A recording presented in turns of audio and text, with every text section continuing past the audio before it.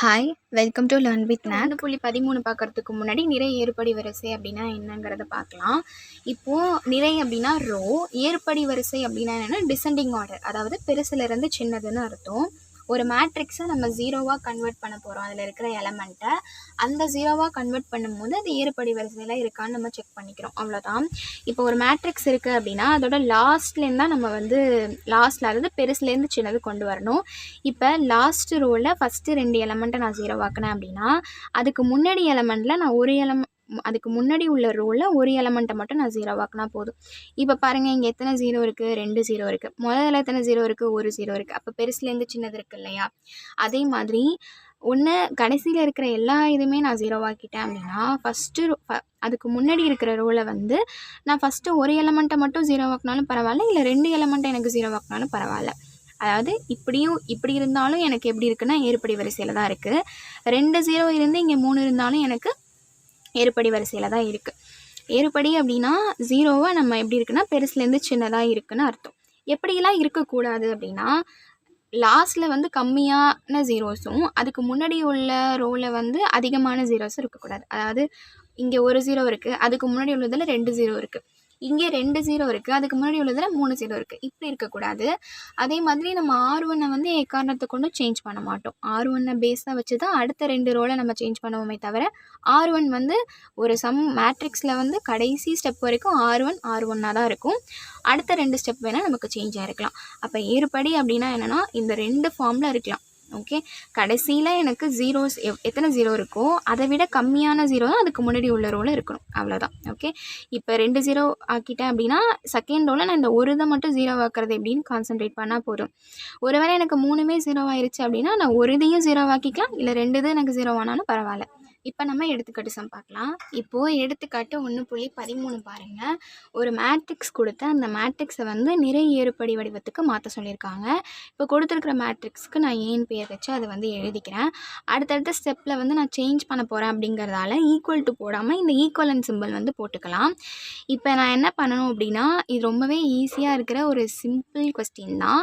இதை நீங்கள் புக்கில் பார்க்கும்போது ஒரு 2 to 3 ஸ்டெப்ஸ்லேயே உங்களுக்கு போட்டு முடிச்சிருப்பாங்க. உங்களுக்கு புரியணும் அப்படிங்கிறதுக்காக இதை நான் ஒரு ஸ்டெப்பையும் ஒரு இதில் பண்ணுறேன். ஆக்சுவலி சேஞ்சஸை நான் R2ல் R3ல் பண்ணுறத ஒரே ஸ்டெப்பில் எழுதலாம். நான் R3ல் பண்ணுறத ஒரு ஸ்டெப்லையும் அடுத்து R2க்கு பண்ணுறத இன்னொரு ஸ்டெப்லையும் நான் எழுதி காட்டியிருக்கேன், ஈஸியாக புரிகிற மாதிரி. நீங்கள் ஒரே ஸ்டெப்பில் கூட சேஞ்ச் பண்ணலாம், தப்பில்லை. இப்போது நான் எதை கான்சன்ட்ரேட் பண்ணணும் அப்படின்னா லாஸ்ட் ரோவை கான்சன்ட்ரேட் பண்ணணும். ஒன்று நான் இந்த 2 எலமெண்ட்டை ஜீரோவாக்க பார்க்கணும், இல்லைனா இந்த 3 எலமெண்ட்டையும் நான் ஜீரோவாக்க பார்க்கணும். அப்போ நான் இதை ரோ R1 கூட தான் நான் கம்பேர் பண்ணணும் எப்போவுமே. ஸோ R1 கூட கம்பேர் பண்ணும்போது இங்கே இருக்கிற அதாவது இங்கே இருக்கிற இந்த ஃபஸ்ட் எலமெண்ட்டும் சரி, இந்த செகண்ட் எலமெண்ட்டும் சரி ஃபஸ்ட்டு ரோ கூட ஒத்து போகுது. ஆனால் இன்னும் ஆப்போசிட் சைனில் இருக்குது இல்லையா? அப்போ நான் ஜஸ்ட் இதை ப்ளஸ் பண்ணேன் அப்படின்னாவே எனக்கு என்ன ஆகிடும்னா இது 0 ஆயிரும் இல்லையா? அதனால இதை நான் 0 பண்ண போகிறேன். இப்போது செகண்ட் ஸ்டெப்பில் பாருங்கள், ஃபஸ்ட்டு ஸ்டெப்பில் எந்த சேஞ்சுமே இல்லை. ஸோ ஃபஸ்ட் நான் இதை எழுதிட்டேன். அடுத்து லாஸ்ட் ஸ்டெப்பை நான் எப்படி சேஞ்ச் பண்ண போகிறேன் அப்படின்னா R3யையும் R1யும் ப்ளஸ் பண்ண போகிறேன். ஸோ ப்ளஸ் பண்ணி எழுதும் போது -3 + 3 0, 1 - 1 0, 2 + 2 4 எனக்கு ஆகிருச்சு. அடுத்து நான் என்ன பண்ணுறேன்னா இந்த ஸ்டெப்பில் ஆக்சுவலி இது அடுத்த ஸ்டெப்லையும் நம்ம எழுதலாம், நான் ஒரே ஸ்டெப்பில் சேஞ்ச் பண்ணியிருக்கேன். இதை நான் ஃபஸ்ட்டு புக்கில் என்ன பண்ணியிருப்பாங்கன்னா ஃபஸ்ட்டு ரோவை 2ஆல் மல்டிபிள் பண்ணி அடுத்து ப்ளஸ் பண்ணியிருப்பாங்க.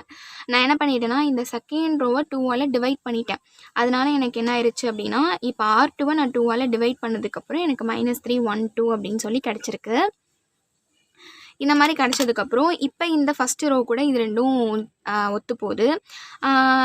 இப்போ நான் என்ன பண்ணலான்னா இந்த ஒரு இதை மட்டும் நான் 0 ஆக்கினேன் அப்படின்னா எனக்கு சம் முடிஞ்சிடும். ஆனால் அப்படி ப்ளஸ் பண்ணும்போது -3 + 3 எனக்கு 0 ஆயிடுச்சு, 1 - 1 எனக்கு 0 ஆயிடுச்சு, 2 + 2 எனக்கு 4 ஆகிடுச்சு.